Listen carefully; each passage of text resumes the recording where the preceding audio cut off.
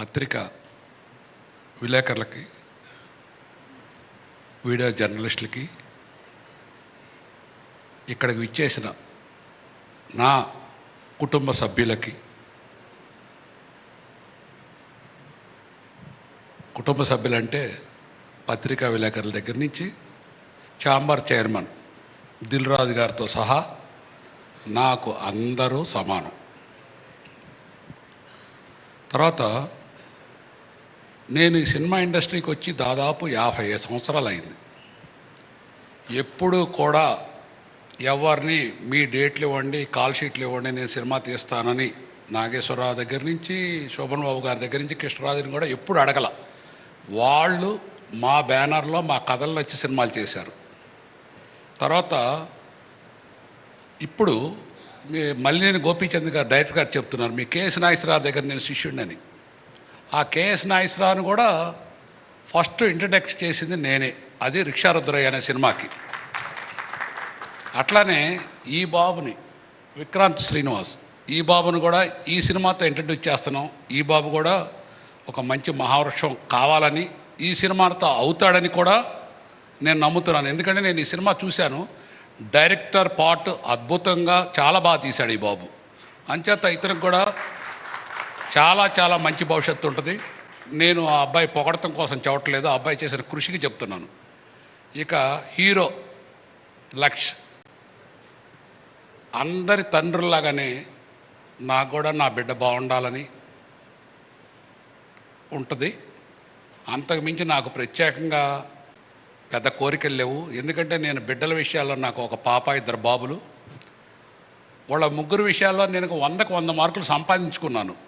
వాళ్ళు ఇంక ఎంత పెద్ద హీరోలైనా ఏవైనా నా దగ్గర సపరేట్గా పెరిగేదేవి లేదు. తండ్రిగా నేను వాళ్ళ గుణగణాలకి, మంచితనానికి నేను 100 మార్కులు సంపాదించుకున్నాను. ఇకపోతే ముఖ్యంగా ఈ సినిమా వాళ్ళు కష్టపడి తీశారు, భగవంతుడు ఆశీర్వదిస్తారు, మంచి హిట్ కావాలి. ఈ సినిమా హిట్ అవుతుంది. ఆ తర్వాత సినిమాలు కూడా మా శక్తి కొద్దికి మేము చేస్తూనే ఉంటాము. యాజ్ ఎ ప్రొడ్యూసర్ గారు రేపు 2వ తారీఖు ఈ సినిమా రిలీజ్ అవుతుంది, ధీరా.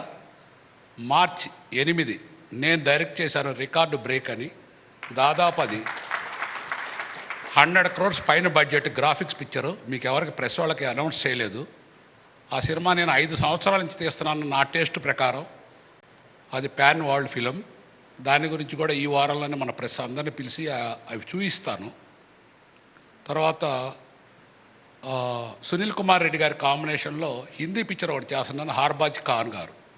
అది ఏప్రిల్లో రిలీజ్ చేస్తాను. అట్లానే కేఎస్ నాగేశ్వరరావు గారు తీసిన సినిమా ఒకటి, నా కనురెప్పవు నువ్వేరా, అది కూడా రిలీజ్ చేస్తాను. ఇప్పుడు మా బ్యానర్లో యాజ్ ఇట్ ఈజ్గా 16 పిక్చర్ అండర్ ప్రొడక్షన్ షూటింగ్ ఉన్నాయి. అది ఆల్మోస్ట్ నెలకు ఒకటి రిలీజ్ అవ్వబోతుంది. అందులో ఫస్ట్ పిక్చర్ ధీరా బాగుంది, మంచి పిక్చర్ అవుద్ది. తర్వాత ఇక సినిమా ఇండస్ట్రీకి సంబంధించి నా కుటుంబ సభ్యులను మిమ్మల్ని అందరిని ఎందుకన్నానంటే, దిల్ రాజు గారు, ప్రసన్న, దాము గారు, వైవిఎస్ చౌదరి గారు, రామ సత్యనారాయణ, వీళ్ళందరూ సినీ ఇండస్ట్రీలో సినిమా ఇండస్ట్రీ సేవ చేయడానికి వివిధ పదవుల్లో ఉన్నారు. నాకు సంతోషం ఏంటంటే ఈ దిల్ రాజు గారు ఛాంబర్ ప్రెసిడెంట్ అవ్వాలని, అవటానికి కూడా ఏదో ఉడత సహాయం నేను చేశాను. ఆ భగవంతుడు ఆశీర్వదించి ఆయన ఛాంబర్ ప్రెసిడెంట్ అయ్యారు. నాకు దాదాపు 20 సంవత్సరాల నుంచి చూస్తున్నాం సినిమా ఇండస్ట్రీ ఒక తాటి మీదకి తీసుకొద్దాం అని ప్రయత్నిస్తున్నాను. అందులో ప్రయత్నం భాగంగానే దిల్ రాజు గారు ఛాంబర్ ప్రెసిడెంట్ అయితే బాగుంటుందని, ఇంక్లూడింగ్ ప్రసన్న అపోజిషన్గా ఉన్నా కూడా నన్ను గౌరవించి, రామకృష్ణ సీడెడ్, వీళ్ళందరూ కూడా దిల్ రాజు గారు ఛాంబర్ ప్రెసిడెంట్గా అవడానికి ప్రయత్నించారు, ఆయన అయ్యారు. ఈ 5 సంవత్సరాల్లో నాకున్న సంతోషం ఏంటంటే, ఇండస్ట్రీని 20 ఏళ్ల నుంచి ఏకతాటి మీదకి రాని ఇండస్ట్రీని దిల్ రాజు గారు ఏకతాటి మీదకి తెచ్చారు.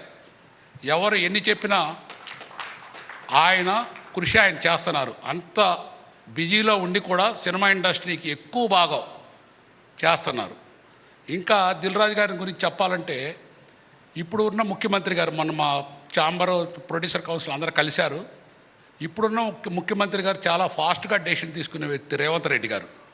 ఆయనంతటా ఆయన మీ సినిమా ఇండస్ట్రీకి ఏం కావాలని అడిగితే మా వాళ్ళు ప్రిపేర్ చేస్తున్నారు. అది చేస్తారు.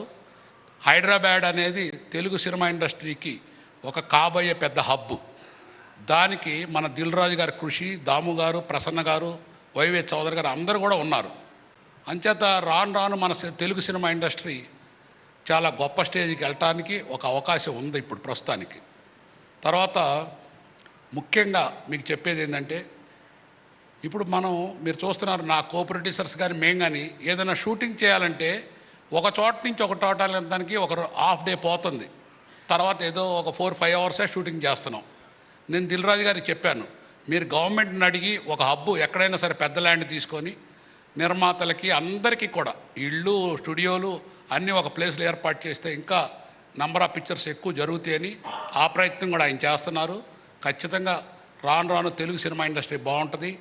నాలాగానే చాలామంది ప్రొడ్యూసర్లు తయారయ్యి సినిమా ఇండస్ట్రీలో మంచి మంచి సినిమాలు తీయాలని కోరుకుంటూ సెలవు తీసుకుంటున్నాను. Thank you sir, thank you so much.